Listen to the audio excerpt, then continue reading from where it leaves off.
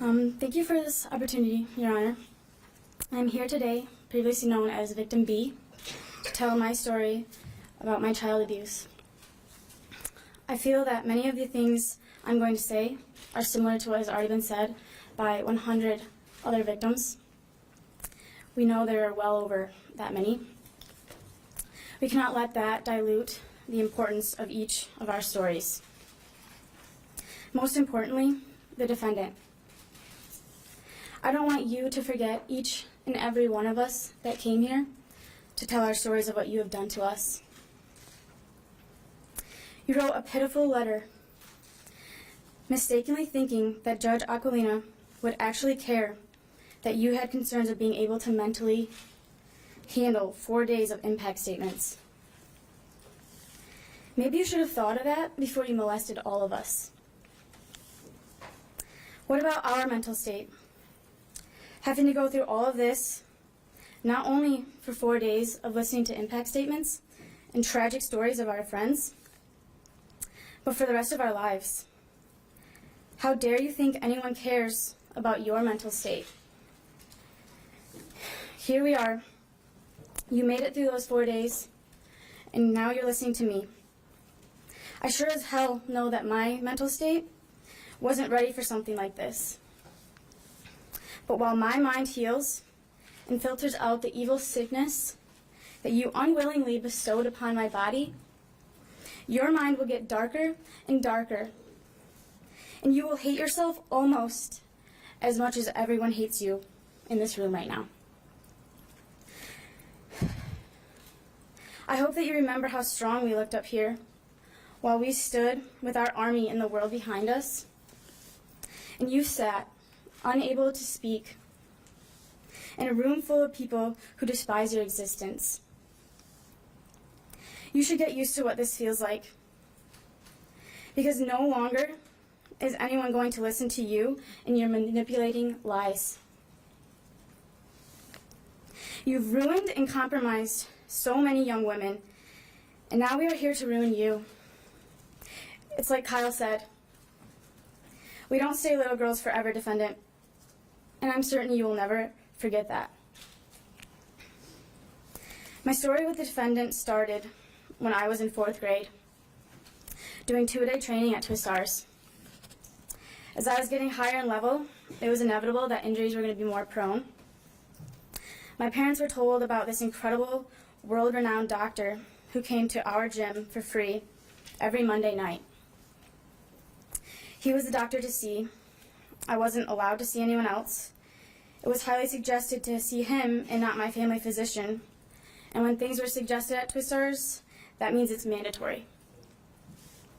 It started simple with shin splints and forearm splints, minor injuries like these. He was nice instantly, talking to me like he had known me forever. I did not really get to know him, though, until 6th grade, when I fell from high bar, approximately set at 8 to 9 feet high, landing directly on my head, breaking my neck in 4 places in my C1 and C2. John Geddert came over to me after the fall as I lay there in pain. He asked me to sit up, and I could hardly manage on my own, so he helped me upright. He felt along my spine, and with competition season ahead, he proceeded to tell me that it was most likely a muscle injury. He then told me to ice and finish the next 2 hours of practice in splits. At the end of practice, my teammates had to help me dress, and I went home. Later, I laid on the couch and could not get up myself. My parents rushed me to the hospital, only to find out I was lucky to not have been paralyzed, especially after being moved immediately after my fall. The doctor at the hospital explained to me one little shift in the wrong direction when I stood up or sat in the splits would have easily caused my paralysis, and that I was a miracle. This story in detail is not only important to highlight the negligence of John Geddert, but to draw a map for how the defendant found my weakness and found out how he could get on my side and gain my trust. I remember when the defendant heard what happened, he consoled me. He told me how angry he was with John. He explained to me that he did not follow protocol by not immediately calling the ambulance for me. He told me that he was going to yell at him about how he handled my fall and make sure he never did this again. I felt like he was my hero. He was going to yell at John for mishandling me. He then expressed how sorry he was for what happened, and we exchanged phone numbers in case I ever needed anything. From then on, he always asked me how John was treating me, and I really thought the defendant cared. I really thought you were on my side. And I really thought that you cared about the abuse that he inflicted on all of us. You knew about all of it because you acted like our friend. But his abuse was your fuel. You used his abuse to mask your own pathetic pleasure. You used my childlike vulnerability as your access to gain my trust in you. And that is something I will never forget. It's clear that in an environment like Twistars, a monster like the defendant could thrive. He just had to be the nice guy so that all these young girls would look at him as the savior. This was the tactic he used, and now my trust in good people has escaped me. Now, when an older male is being nice to me in any way, my heart starts to pound and I begin to sweat. Hardly able to focus because my mind is jumping around whether I can trust this man or what his intentions are for being nice to me. Now I feel when an older man looks at me in the eye, he's thinking of me in a sexual way. But this is just anxiety that you have caused, and I realize this. I realize they are not you. And I believe someday I will have better control over these anxieties with time. After I broke my neck, I was out of gymnastics for about 8 months. I then competed the next 2.5 years, and in 8th grade, going into 9th, I began to have major lower back problems. I expressed my pain to John, but it was never enough. It was just never enough. It was to the point that if I fell and something internal was hurting, I would hope to God that I would bruise, just to have visible proof that I was hurting, so he would just believe me. I did a tumbling pass during my floor routine, and I landed on my face due to my back giving me so much pain.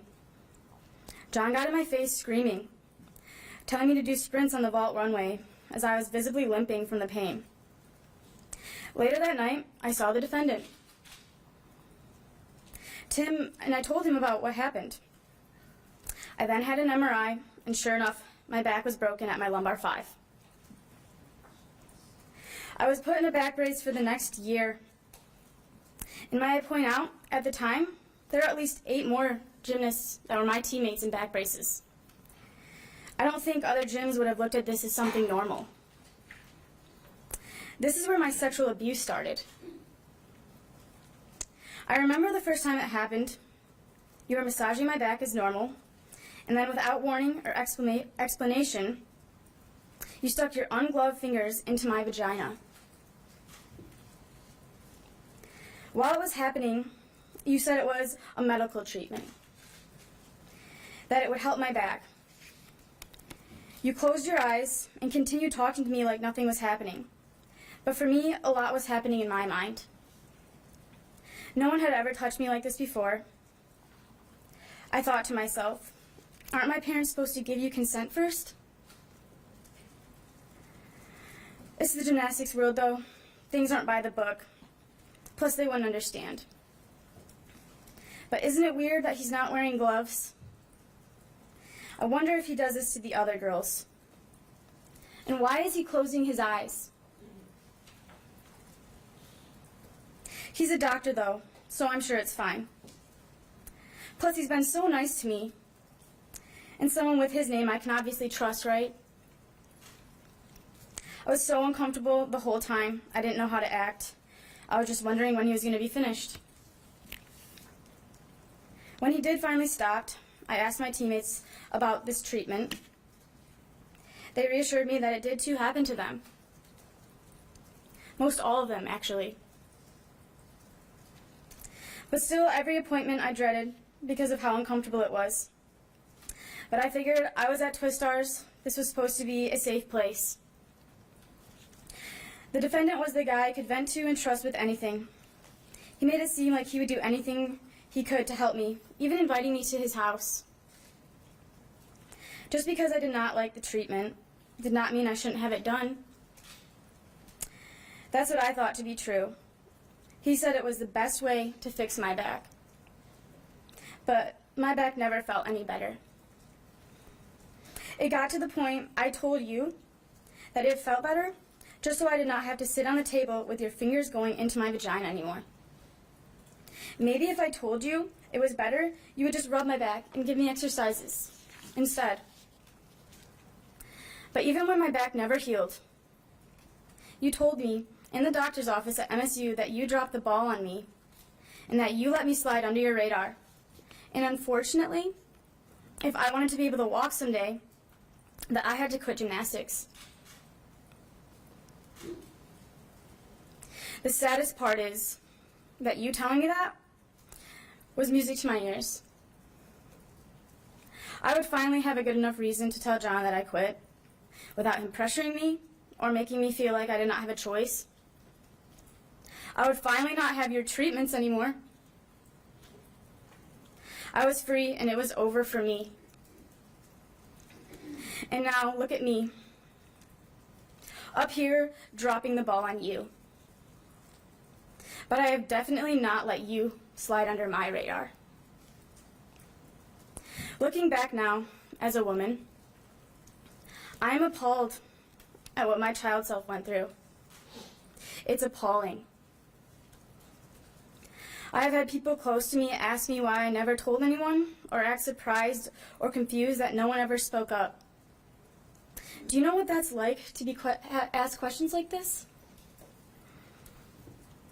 To those people, I want to say, how dare you? How dare you have the audacity to ask anyone such a shaming question?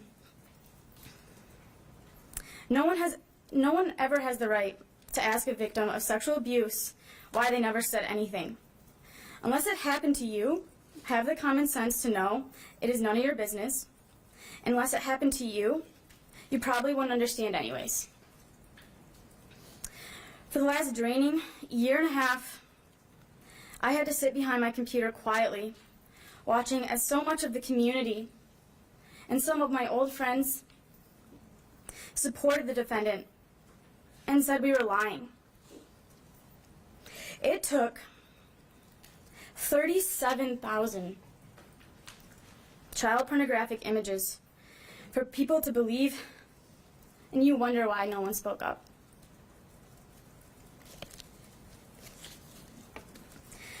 But then, as the story expanded, we find out that multiple people did tell MSU, USAG, and John Geddert. Yet nothing was done. And again, I say, you wonder why we kept our mouths shut. I can tell you, I told my sister, and she thought it was very weird. But she wasn't brainwashed. I was. I told her not to tell anyone, not even my parents. I knew no one would understand, and I needed to get better. I was in so much pain. Unless you were a gymnast, no one understands the gymnastics world. Unless you knew the defendant, you didn't understand the way he acted as our savior. Things weren't always by the book in gymnastics.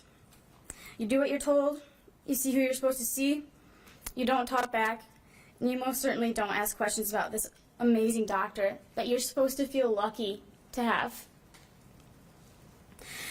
I figured John knew. We were his athletes in his gym. He was supposed to know what the defendant was doing for our treatment. He was supposed to discuss our treatments with him. Instead, he wasn't even there. He was on his way home while we stayed at his gym sometimes until 12, waiting to be molested one by one, unknowingly. How irresponsible, selfish, and neglectful. What this has done to me since the news broke. I have always had perfectionist problems. It's an overwhelming anxiety that takes hold of me when I don't do something right or when I don't perform perfectly on something like a test. The mind games I play in myself, bullying myself until I cry myself to sleep, incompetent, uprooting through my past with gymnastics. But since this came out, I noticed my control over this has gotten much worse. I have kept many of my struggles through this quiet and to myself, trying to remember more so that I can understand myself why I never told my parents. Trying to figure out how I became so brainwashed to not realize it was abuse at the time. I've had graphic nightmares about the defendant and about others trying to sexually abuse me. Paralyzed in my sleep, locked in the back room at Twistars, unable to scream while he puts his hands on me again. Other dreams of him molesting little babies. As the guilt I have rises when I think of the girls even younger than I was at the time. Why did I not see it for what it was? We were all so young.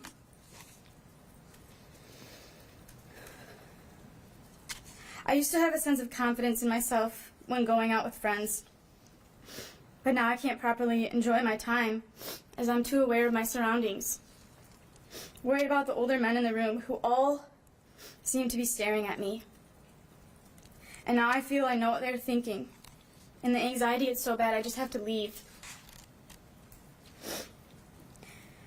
It is hard to trust men in authority.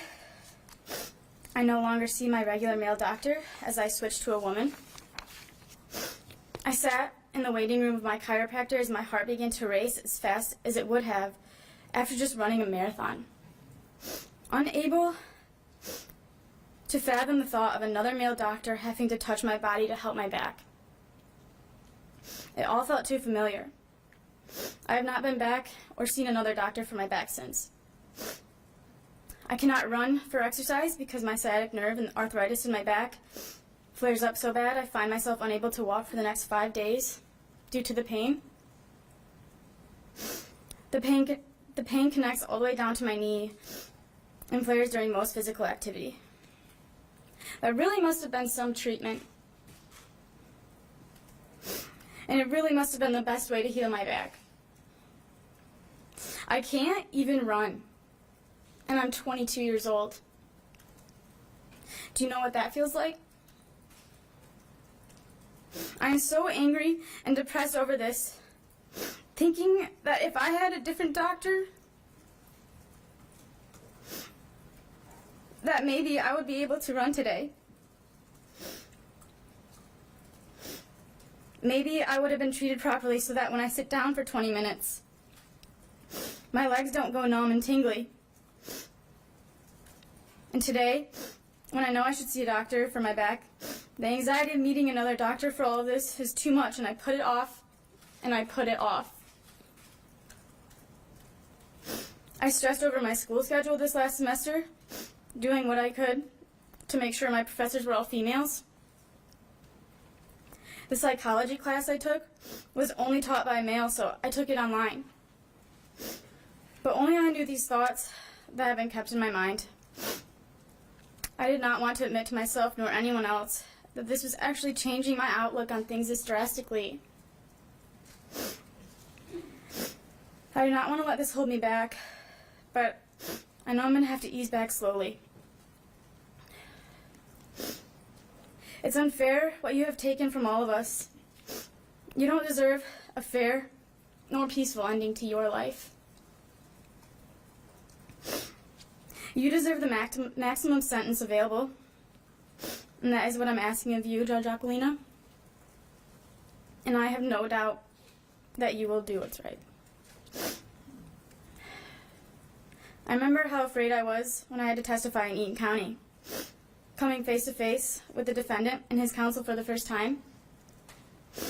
I remember how absolutely stunned and confused I was to be sitting there, being questioned by a grown woman about this monster molesting me as a young girl.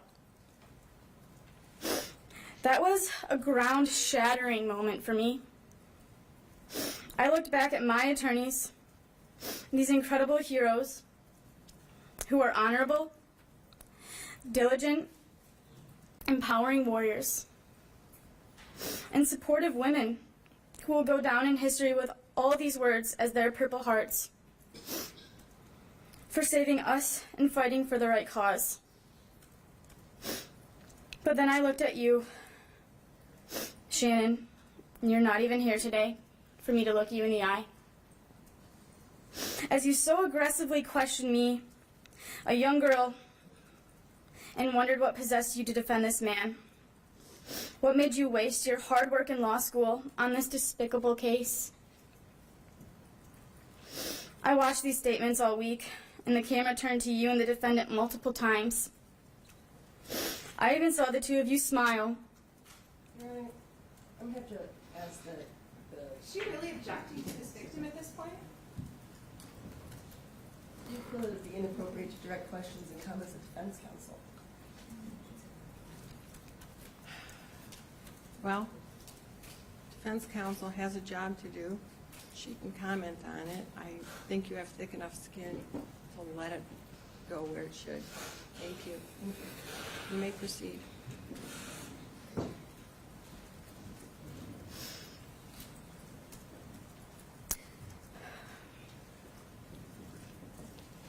I even saw the two of you smile, and you so gently place your hand on his shoulder, as if consoling this monster.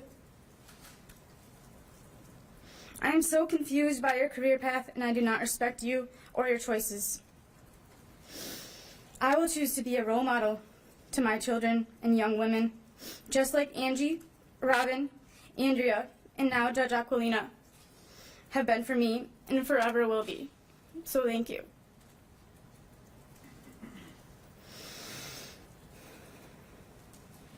The defendant will spend the rest of his days in prison. We have won this first battle, but our war is not over. MSU knows what they have coming. You know that you enabled and are accountable for ignoring complaints from the past, so I gladly say goodbye, Luanna Simon. Your time as president will be over, and shame on you for not listening to young women. I hope you spend the rest of your days thinking about your 9 to 16-year-old self and how it would have felt to be sexually assaulted and speak out about it only to be turned down. I actually plan on finishing my college career at MSU, and I better have a new president by the time I get there next fall. To USAG, I'm utterly saddened that the defendant has caused the sport of gymnastics to be tied to the weight of sexual abuse and child molestation. I am more disgusted that you knew of this and failed to act when you should have. You have failed to keep the sport of gymnastics safe and with the name it deserves. Gymnastics is a great sport, and there are absolutely incredible coaches out there. They know who they are. They will be the ones to save this sport, and I have no doubt about that. To John Geddert, you, however, are not one of these great coaches. There is no excuse for you not knowing what was happening in your gym, except for inexcusable neglect and lack of leadership. I have always told myself, for everything you put me through, you will have what's coming. I do not believe you deserve to have your gym still, and I don't understand why anyone could still want to train there, especially knowing that in that backroom dungeon, hundreds of your athletes were being molested. To the Olympians, I think being so brave, knowing how much more your names would have been in the media. I can't imagine the pressure you felt, knowing how much I felt myself. And I need to say this to you all, that your legacy as Olympians will not go down with the Larry Nassar case. You will not be remembered as the Olympians that were molested by Larry Nassar, but as the gymnasts who are not only Olympians, but also heroes. He will not compromise your title that you worked so hard for, and we will not let him. And to the defendant, you ended up right where you always liked to be. #1 sports medicine doctor. #1 gymnastics doctor in the country. And now you're the world's #1 child molesting pedophile that has ever been discovered.